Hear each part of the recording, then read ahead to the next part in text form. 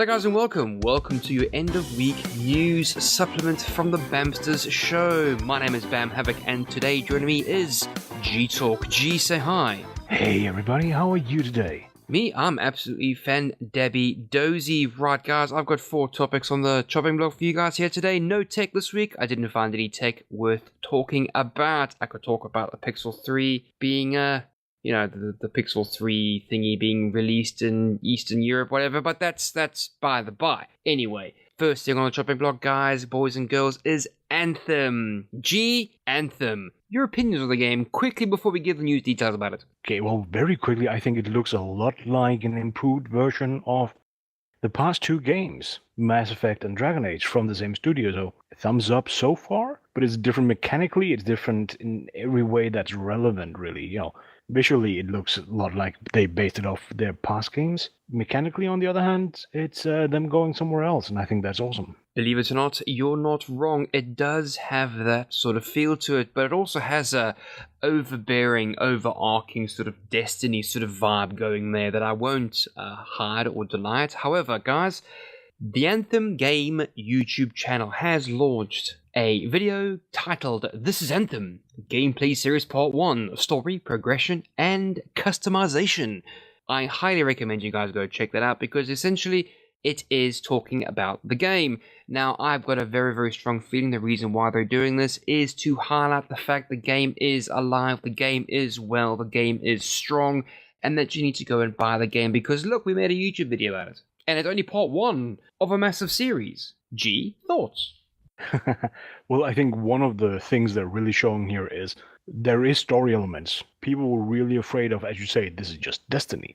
That this is just run and gun, shoot, blow things up, without the story that this studio is kind of sort of known for. Adding to that, believe it or not, Bungie is also known for stories, but because of the butchery of Activision, and the Bungie, I'm going to call it, I can't blame Activision certainly for the butchery of Destiny. I'm going to call it the Activision Bungie butchery of the Destiny franchise.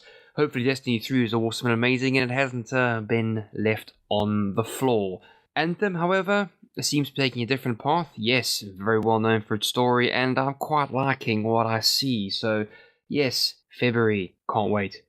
Ditto, I want to play this game.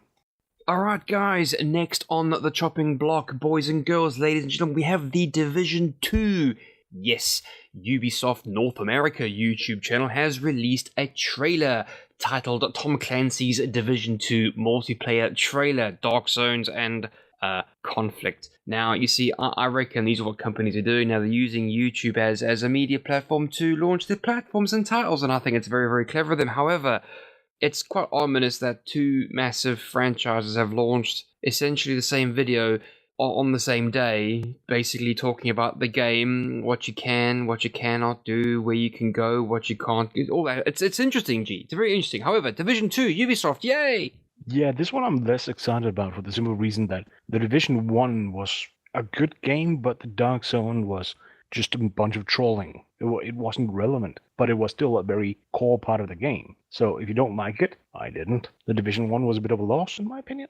The Division 2, the trailer you're talking about, is literally going back and say, oh, here is the Dark Zone. That's the same again, except we now made 3 that are a lot smaller. And here's the PvP. Okay, if that's the first thing they're starting out with, I think I'm gonna skip Division 2.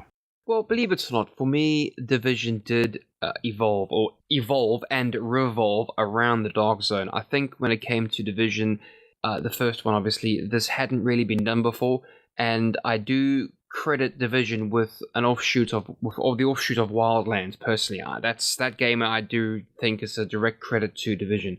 The interesting bit was that the Dark Zone is like Marmite. You either loved it or hated it. Now, I always have this love-hate relationship with the Dark Zone. I loved to be in it, the sort of terrified sort of nature when these guys come after you, and the sort of thrilling excitement when you get to go after them, or when you become one of the trolls. I won't deny it, I have done my fair share of trolling in the Dark Zone, and I actually quite enjoyed it, but then it's not so cool when you're getting hammered by someone who's rolled up with a shotgun and bang bang, 2 shots, you're dead in the face, melt through all your armor. That does, twinge a touch. twinge a touch. Many controllers might have gone through many walls in my division. I know, I'm terrible. But I still enjoy Division 1. Division 2 is interesting. I might dabble in it. I did go full bore-tastic with Division 1. I got the whole sort of package, whatever have you. But I think with Division 2, what I'm going to do is I'm going to buy the game, and if this game does meet my expectations, I will perhaps spend money on the packages. You buy an extra package for the year's extra content or whatever have you. The one game I will say that I'm looking forward to more updates on is Rainbow Six Siege. That's a good game. Ubisoft have actually pulled that out the gutter and actually made it into a awesome game thanks to Lord Tuchanka. Awesome. Yeah, so I would say Wildlands was what I liked, and therefore I was sad to see nobody wanted to play it with me. The Division, I'm gonna skip it. I'm sorry. I appreciate it's a good game. When I say that it's trolling in the dark zones, people like that, they can go do that. It's not a bad game. It's just not my game. And one of the things, if I just may, it's weird that they come out and go, look at us, we made the dark zone 1/3 smaller than it was before, and then split it in 3. If you take the 3 zones that you have in the new one, add them up, it's still smaller than what it was in the first one. So the dark zone is going to be half the number of players per instance over a much smaller area. It's basically down to PvP again. Yes, guys, third game on the chopping block is Mortal Kombat 11. Oddly enough, the gameplay trailer, or should I say the official gameplay trailer, released on the 17th of January as well. So, yeah, interesting how these companies are all releasing their games on the same day. I'd like to point that out to all of you beautiful people that are listening. So, yes, Mortal Kombat, guys. I really enjoyed myself in Mortal Kombat. I enjoyed the finisher moves. Really enjoyed ripping people's spinal columns out and throwing them into the pit of sharp, pointy things. Now, guys, if I want to draw a comparison when it comes to Mortal Kombat, I've never been a real Street Fighter fan, but Mortal Kombat versus Street Fighter, I wouldn't hesitate to choose me some Mortal Kombat. It's like Nintendo and Sega. I'm a Sega fan, but I like me some Nintendo. You know what I mean? Do you understand, G? Yes, I do, but it's one of those, I used to like them back in the day. Now, not so much. They're too advanced, they're too complex, they're too easy to fail when you're an old sod like me. So, I guess I've aged out of them. Is that a valid thing?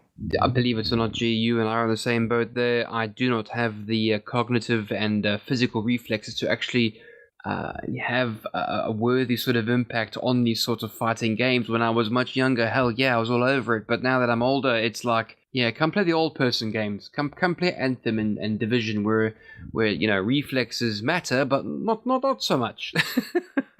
This is like quick reflexes and knowing the moves and knowing up, down, left, right, bump, and God, yeah. But I also think the games are visually and stylistically really different from what they were back then, particularly Mortal Kombat, as I say, with the finish moves and the babality and fatality and... Fatality! Yes, you're quite right. But I mean, the production quality of them have gone up immensely. The feel I got for the Mortal Kombat was it was like a real-life sort of sexy sort of fighter, if that makes any sort of sense to you.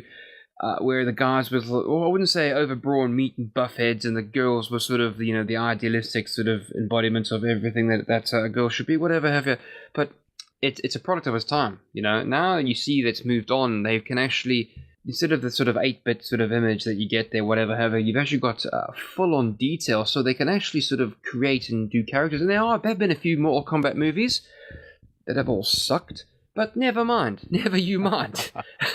Well, one thing that came out I found was interesting. Ronda Rousey, who used to do MMA, she is the voice of Sonya Blade. So it's interesting they are able to do this now. That the games, what people thought were just 2 characters punching each other until there's blood all over the place, they're now up at a level where they're getting, MMA stars, movie stars. Is he a movie star? Well, he's been in some. That are coming out and playing the characters. I'll let you have movie star. I'll let you have movie star, G. I'll let you have movie star. I'd consider my MMA fighter movie star because, let's face it, there's no way in hell I'd want to be an MMA fighter or 2 a movie star. I mean, good lord. So, no, props to her for getting that role, but also props to the developers for getting her to do that. Yeah, totally agree. Fourth bit of news for you guys today is a bit of leaky news. Yes, I have been trolling the internet for this sort of information. The information date for Assassin's Creed 3 Remastered was leaked by a French retailer. Unfortunately for him, it was leaked on the 29th of March 2019, which is supposedly. Now, it's a, obviously, remastered version of Assassin's Creed 3. It was meant to be part of the Assassin's Creed Odyssey sort of DLC, or Season Pass, rather. And it's coming as a standalone version as well, apparently on the 29th of March. So, happy days. I really like me some Assassin's Creed 3. I think I'm going to play me some Assassin's Creed 3. So, yay, remastered Assassin's Creed 3. Probably one of the only remasters I'll actually go ahead and buy, G. Yeah, this one seems weird to me. I'm not saying it's a bad game or a bad idea to make a remaster, but they are literally right at the doorstep of Sony announcing the PS5. You're going to remaster. Yeah, no, believe it or not, I agree there as well. I know there's a lot of rumors about the PlayStation 5, and I could pick up on that and say, yeah, well, to be honest, why not? PlayStation 5 is rumored to be announced, but is it going to come out in 2019, or is it going to come out in 2020? I was under the impression, rather, that was all going to come out in 2020. You know, my PlayStation 4 is not that old, you know. Good lord. Oh no, but even then, if it comes out 2020, that's 1 year to wait. And then you come out with a clean slate on a platform that doesn't have a lot of games. And people go, oh, Assassin's Creed with even better graphics, even better whatever. Yeah, that's probably the way I would take it. I think the timing is weird, to me at least. Well, that makes a lot of sense, believe it or not. Or you could just do what Bethesda did with Skyrim. Release on the PS4, and then do it on the PS5. And the 6th and the 7th. And the 9th and the 12th. So, but no, I actually want to play Assassin's Creed Odyssey. I haven't. I've just never gotten around to it. The previous Assassin's Creeds didn't resonate with me. I guess I played some Uncharted, and the mechanics are somewhat related. Sorry. And that kind of put me off playing both. So, even I saw the movie. Oh, that was not fun. So, yeah, Assassin's Creed Odyssey is the first one I thought was interesting. And I guess if I had that and the season pass, I'll probably try Assassin's Creed 3. But beyond that, no. Believe it or not, you're not the only one that thinks that Uncharted and Assassin's Creed have a lot of similarities. A lot of similarities. Mechanically, yes. Right, guys, that is it for this week's news update from us at the Bamsters. G, thank you very much for joining me. Thank you very much for talking to us today, guys. Lovely talking to you guys. Much love, Toodle Pip, and see you guys later. Cheers, bye. See you all on Monday.